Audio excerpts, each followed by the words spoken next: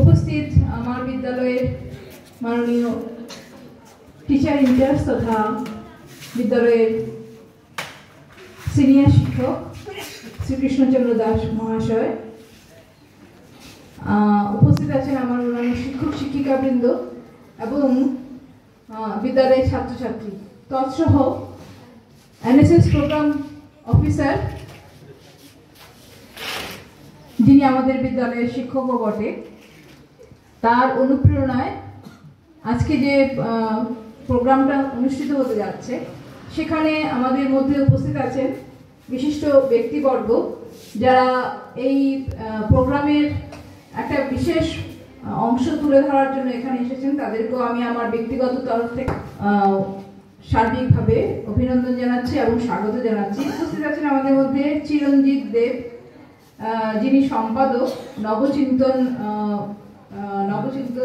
Welfare সোসাইটির সম্পাদক, এবং অভিজিৎ চক্রবর্তী, যিনি কিনা মাইগঙ্গা দ্বাদশ শ্রেণী বিদ্যালয়ের শিক্ষকও বটে, একই সঙ্গে উনি বিশিষ্ট নাট্য ব্যক্তিত্ব।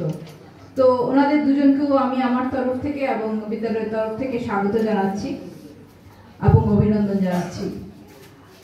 আমরা যে কারণে আজকে এখানে একত্রিত হয়েছি তোমরা মোটামুটি কিছুটা হলেও বুঝতে পেরেছো যে এখানে আমাদের যে এনএসএস প্রোগ্রাম, এনএসএস যে ইয়েটা আছে, সংগঠনটা বা সংস্থাটা আছে যেটা আমাদের বিদ্যালয়ের এনএসএস, সেই এনএসএস এর যিনি প্রোগ্রাম অফিসার, ওনার সহযোগিতায় এবং অন্যান্যদের সহযোগিতায় আজকে আমরা ড্রাগ এডিকশনের উপরে একটা প্রোগ্রাম করছিও। তো সেই ড্রাগ এডিকশনের ব্যাপারে আমরা মোটামুটি সবসময় আমরা যখনই এই ব্যাপারে কোনো আলোচনা হয় আমরা বলে থাকি। আজকেও গতকালকেও আমি বলেছি যে শিশু দিবস উপলক্ষে কথাগুলো বলেছিলাম, যেখানে আমাদের একটা যুব সমাজ তথা এখন কিশোর কিশোরীরাও ড্রাগসের কবলে নেশাগ্রস্ত হয়ে পড়ছে এবং তাতে করে সমাজের ভিত্তিটাই নড়ে যাচ্ছে।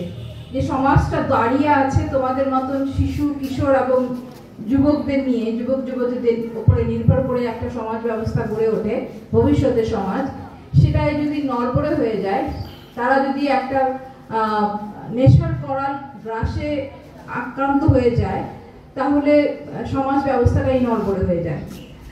এবং আমরা দেখতে পাচ্ছি এই ড্রাগস বা নেশার যে হাতছানি সেটা বহু দূর অব্দি অগ্রসর হয়ে গেছে। মানে ছোট ছোট শিশুরাও এখন আমাদের নজরে আসে যে তারাও এই ড্রাগসের কবলে আক্রান্ত, মানে তারাও ড্রাগসের কবলে পড়ে গেছে। তোমরা জানো যে নেশা, যে কোনো ধরনের নেশাই হোক না কেন, সেটা সবসময় খারাপ।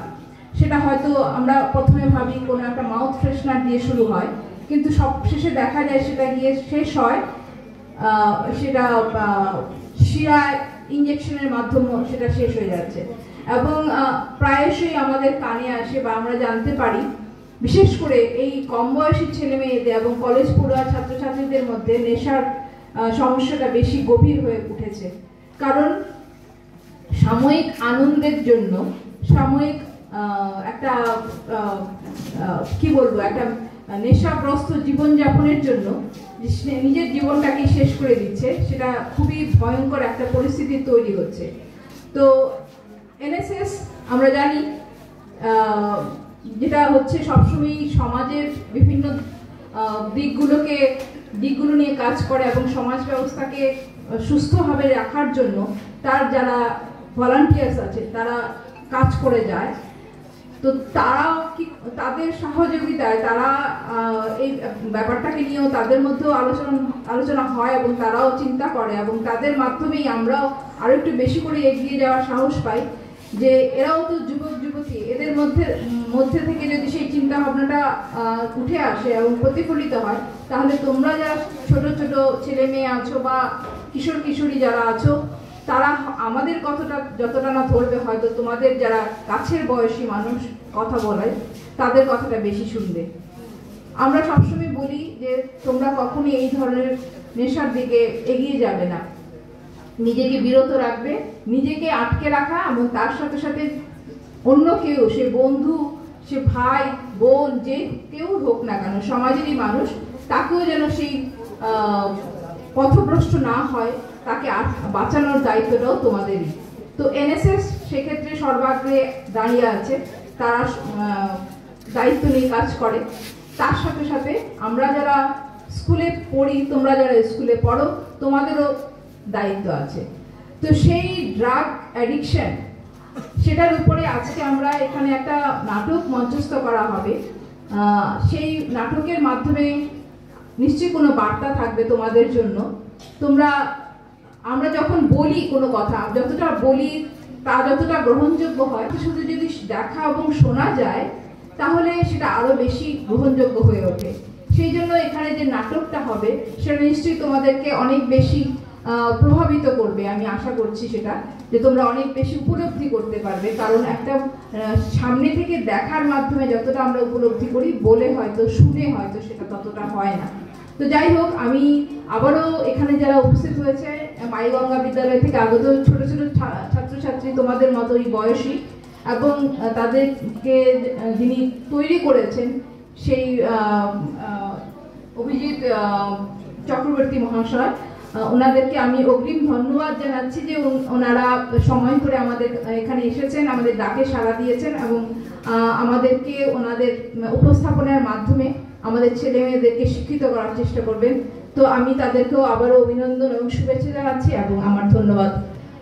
আমি আশা করব তোমরা যারা এখানে বসে আছো ছেলে মেয়েরা, তোমরা এই নাটকটা যখন মঞ্চস্থ হবে সেই সময় সেটাকে সর্বতভাবে সাহায্য করবে। মানে এটা যেন কোনোভাবেই এমন কোনো বার্তা না যায় যে এখানে ছেলে মেয়েরা সুশৃঙ্খল নয়।